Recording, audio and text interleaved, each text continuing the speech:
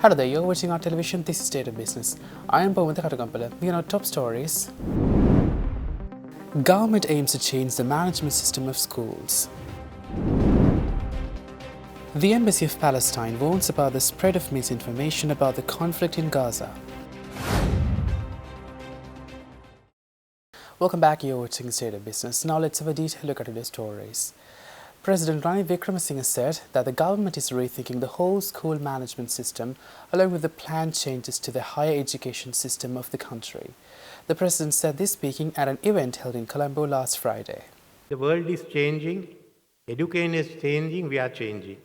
I have had long discussions with Mr. Susil Premajayanta, Minister of Education. We are drawing plans how education should change and change radically. So we have got to think of a new type of school management, new type of education system and a new type of school management, which we will be starting, increasing our university education. I won't deal with it here, but certainly the minister will come out with all his plans in time to come. Our A-level is tougher than the London A-level, which most of you know, but when you treat for the London A-level, much easier.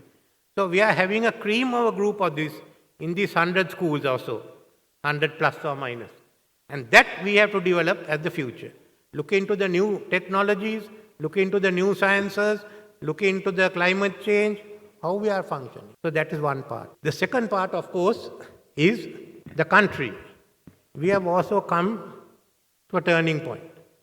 We can no longer go with the old system. It's a crisis of the old order and the old order is collapsed. We can't go back to that, whether it be economics, whether it be education, whether it be politics. We have to build something anew. Look at the future. The country you all want, not the country we had. Look at a new country, a new economy, a new political system, everything. A country meant for you all, not for us.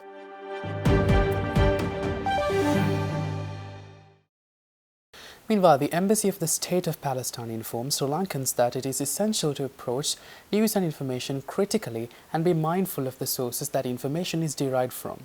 The embassy urged to not follow propaganda to cover up the grave and brutal human rights abuses inflicted on the civilians of Gaza.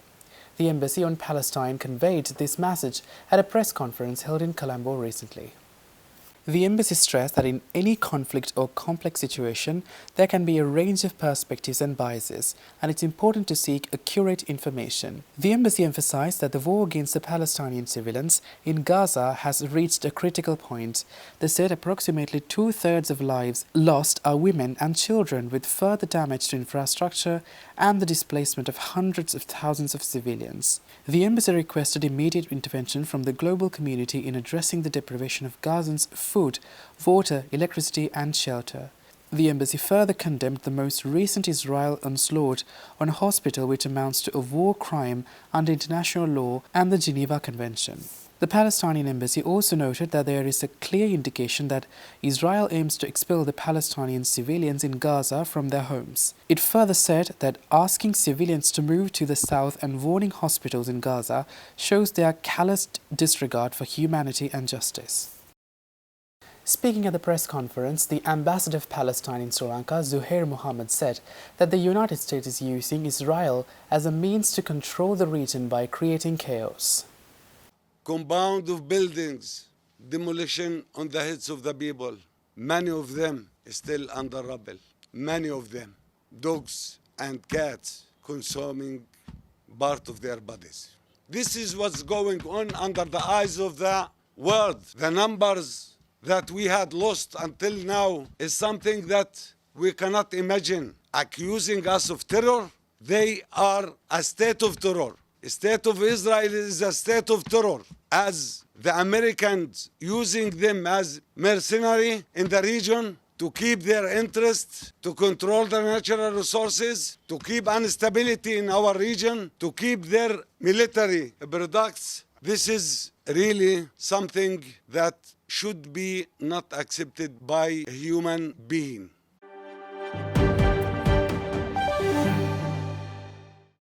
Stay tuned for more stories after this short commercial break.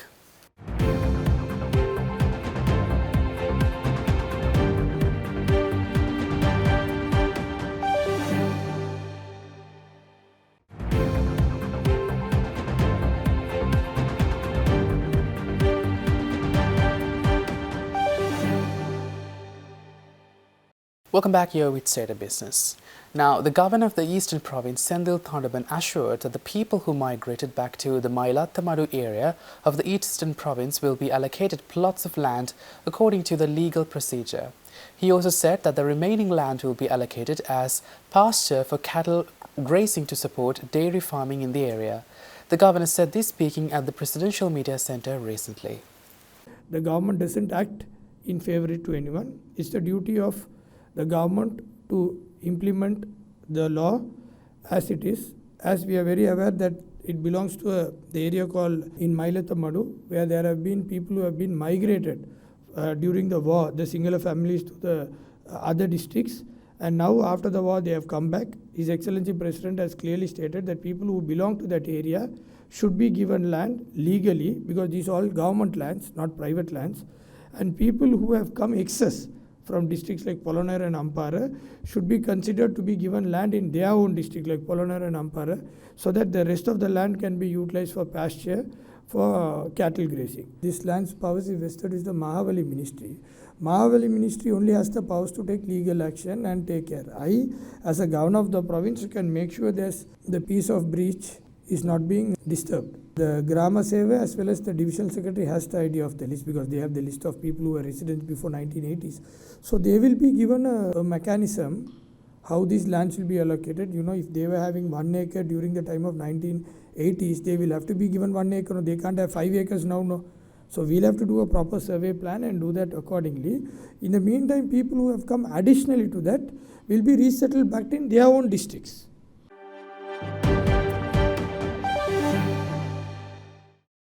Now, the High Commission of Pakistan said that the Indian government has been committing counts of human rights violations in the region of Kashmir, which rightfully belongs to Pakistan.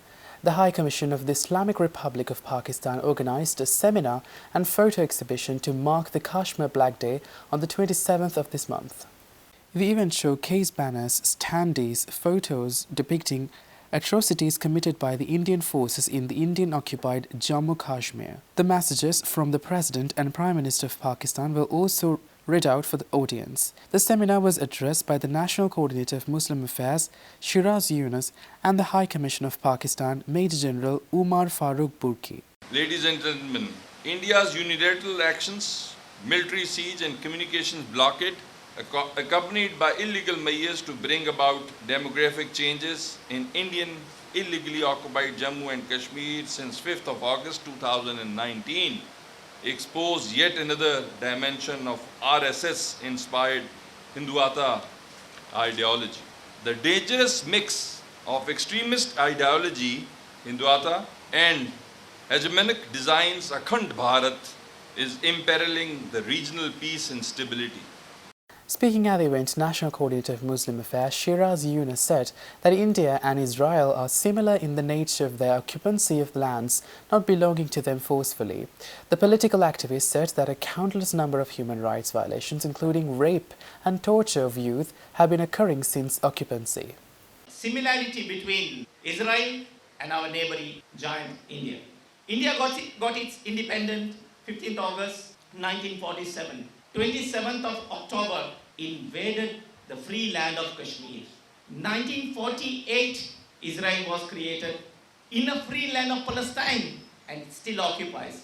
What's the difference? I see both the giants of so-called India-owned territories occupying land by force. Human rights violations, rapes, indiscriminate torture of youth. You are not allowed to carry on your educational activities freely. You can't take, they say that after the Article 370-35 was abrogated on August 5th, 2019, before that even you can't take a SIM card. If you buy a general SIM card in other parts of India, that doesn't work. That means, are they accepting it? That you need a roaming one or a different area? Why this double standard? Violating human rights under the guise of democracy. Oppression under the guise of world's largest democracy.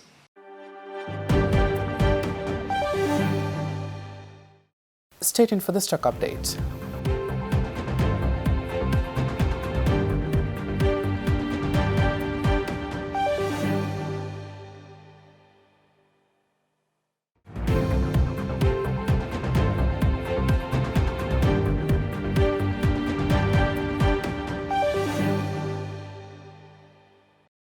Welcome back, you're watching State of Business. Now the stock update. Trading at Colombo Stock Exchange ended on mixed notes today. The All-Share Price Index dropped minus 1.51 points to close at 10,687.99, and the S&P SL 20 gained 0.06 points to close at 3,015.44. The turnover was 0.3 billion rupees and over 14 million shares were traded. Coming up next are forex rates.